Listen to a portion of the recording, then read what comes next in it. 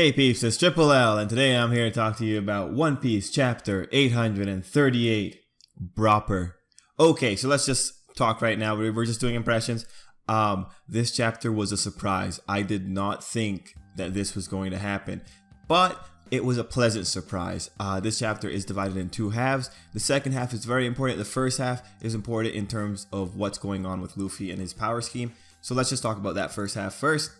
So it was a big surprise to see that armor, that classically Oda misshapen armor, was just that, armor. And so that is a scary thought, but I hope not many people are upset because this is a twist that I could have accepted.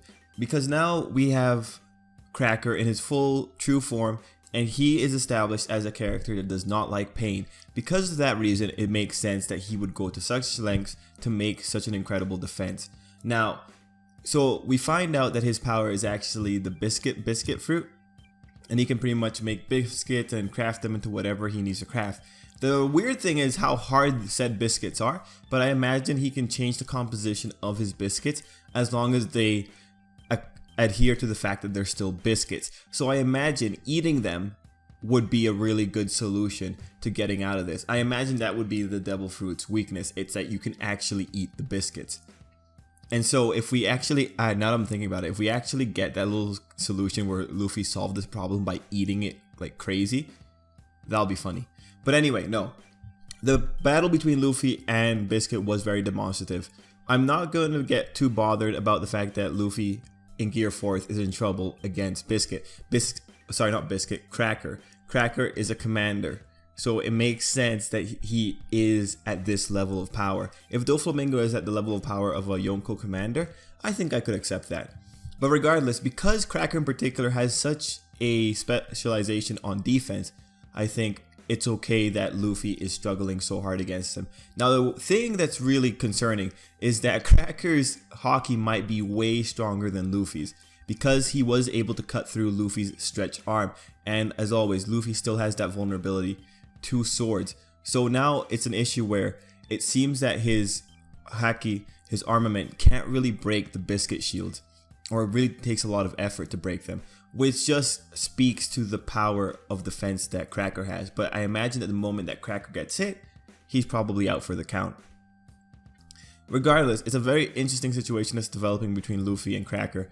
And Cracker even goes out to point it that Luffy's going all out to try to beat him when he's so lowly himself. So overall, a very interesting situation. Now let's actually talk about the second half of the chapter, because the second half of the chapter does something very special. First off, we cut out from the fight of Luffy versus Cracker. This is a big issue because Luffy is on a time limit. No matter how much time passes, we cannot get over the fact that Luffy is on that time limit. But we have some interesting things going on with that second half of the chapter. We transition over to Nami. Nami's dealing with all the runaway homies, and we're seeing her sadistic side as she realizes she has a lot of power. This is a really important fact. Second aspect is the fact that Chopper and Carrot are about to make their move. They find out that the mirror world is connected to every other mirror on the island, which means that Chopper and Carrot now have an initiative, if they can get out of their bindings, that they can actually potentially screw things up. And then thirdly, Brook and Pedro have also discovered a way to infiltrate because they've jumped into a Biscuit Soldier. The question here is whether or not they were seen when they were jumping into the Biscuit Soldier. But now they're effectively inside of the castle. And then we have the transition over to Big Mom. And this is probably the most incriminating part of the whole ordeal that's going on. Big Mom is talking and trying to find information on the Straw Hats and what they're doing. Here's the next problem. The Hat is telling her that there is a 0% chance that the Straw Hats have gotten through to get into the castle. The Hat is pretty much hyping up how horrible it's going to be, because once they're in the castle, it's pretty much over, right? No one can save Sanji at that point. Their chances of saving Sanji reduced to 0.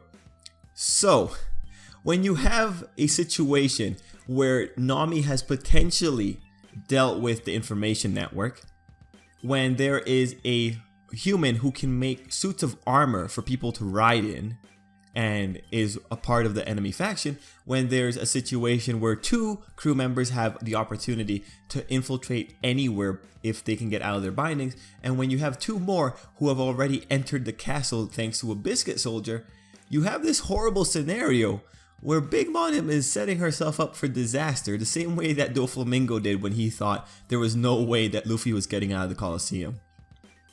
So really what could end up happening is that all of a sudden all the Straw Hats jump out of their secret hiding places, and man, if for some reason Luffy got into one of those Biscuit armors and like just breaks out of there when the wedding's going down, that'd be a very Luffy way of dealing with things. But no, this is really hard speculation, but given the way everything is setting up right now, we could potentially see one of those awesome moments where the Straw Hats really take advantage of the situation. But of course, there are some elements in those scenes that it makes you wonder what exactly is going to happen. First is the fact, yeah, Luffy is on a time limit. How he exactly solves the Cracker situation is going to be interesting, but the fact that we cut away from Luffy means that it might be something that's going to be secret and it's going to be revealed later on in a flashback. The next thing, Nami, it's kind of questionable how much of control Nami can exercise in that situation, if she can really take advantage of the homies who are so afraid of her. Next one for Chopper and Carrot, they're still caught in the bindings, so they have to get over that. And then Brook and Pedro, well, if someone checks the inside of that soldier they're riding in, it's pretty much over for them. But really, I'd call it an 80-20 split. I think chances are the Straw Hats are going to infiltrate in some pretty creative ways. Now let's move over to the Vinsmoke, and this is what we end the chapter with. I do feel for Sanji because it does seem he has some trauma regarding the 2 older brothers.